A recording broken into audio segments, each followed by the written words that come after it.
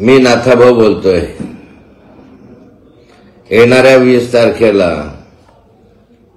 महाराष्ट्र विधानसभेची निवडणूक आहे। या निवडणुकीमध्ये रोहिणीताई खडसे या तुतारी वाजवणारा माणूस या चिन्हावर उभे आहे। माझी विनंती आपल्याला राहणार आहे की यापुढे मी निवडणूक न लढवण्याचा निर्णय घेतलेला आहे। मी गेले अनेक वर्ष आपल्या सोबत आहे। गेले अनेक वर्ष आपणही मला सहकार्य केलेले आहे। आपल्या सुखदुःखामध्ये मी सहभागी झालेलो आहे।